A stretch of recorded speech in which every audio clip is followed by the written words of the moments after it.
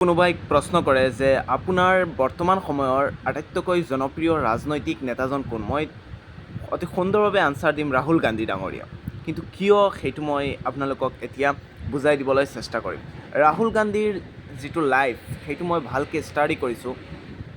দুদিন মই ভালদৰে পঢ়িছোঁ। ৰাতি 12টা-1টালৈকে মই তেওঁৰ লাইফ ষ্টাইলৰ ভিডিঅ' চাইছোঁ। তেওঁৰ বিষয়ে মই বহুতো চাইছোঁ। চোৱাৰ পাছত মোৰ এনেকুৱা লাগিছে যে ৰাহুল গান্ধী মানুহজনৰ ওচৰত কোনো বস্তুৰে অভাৱ নাই। তেনেহ'লে তেওঁ কিয় এই ৰাস্তাই ৰাস্তাই খোজ কাঢ়িব লগা হৈছে? কিয় ক'ৰবাত পুলিচে তেওঁক আটক কৰিছে, ক'ৰবাত পুলিচৰ লগত বা পাব্লিকৰ লগত কেতিয়াবা বিজেপিৰ বিৰোধী যিবিলাক আছে তেওঁলোকে ক'লা পতাকা দেখাইছে, নানান ধৰণৰ ঘটনাৰ সন্মুখীন হ'ব লগা হৈছে। আৰু বৰ্তমান মই এইবিলাক চিন্তা কৰি পেলাই মই এটা বস্তু দেখিছোঁ যে ৰাহুল গান্ধীৰ জীৱনৰ পৰা আমি বহুতো বস্তু শিকিবলগীয়া আছে। কেতিয়াও তেওঁ হতাশ যে আমি হ'ব নালাগে, তাৰেই এটা শিক্ষা আমি ৰাহুল গান্ধীৰ জীৱনৰ পৰা পাওঁ। কি নাই তেওঁৰ জীৱনত?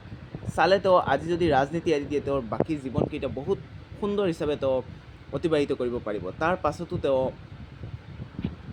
এটা জীৱন কেনেকুৱা এটা জীৱন কটাই আছে আপোনালোকে দেখিব পাৰিছে।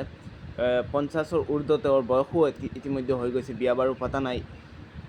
আৰু দেশৰ মানুহৰ কাৰণে বহুত কিবা কাম কৰি এনেকুৱা লাগি আছে যে তেওঁ হয়তো ভাৰতৰ পৰৱৰ্তী প্ৰধানমন্ত্ৰী হ'ব। কিন্তু মোৰ এনেকুৱা লাগি আছে যে তেওঁ ভাৰতৰ পৰৱৰ্তী প্ৰধানমন্ত্ৰী নহয় বা তেওঁ এই পদটো নিবিচাৰিব। তেওঁ সদায় এই গান্ধীবাদী যেনেকুৱা মানুহ, ঠিক তেনেকুৱাই মানুহ ৰাহুল গান্ধীৰ জীৱনৰ পৰা মই এটা বস্তুৱেই আপোনালোকক ক'বলৈ বিচাৰি আছোঁ, কেতিয়াও হতাশ নহ'ব। বা আমি কোনো এটা কামত যে হাৰি গ'লে আমি এৰি দিওঁ, ৰাহুল গান্ধী কিমান ষ্টেটত হাৰি আছে, কিমান ইলেকশ্যনত হাৰি আছে, তথাপি হাৰ মনা নাই মানুহজনে।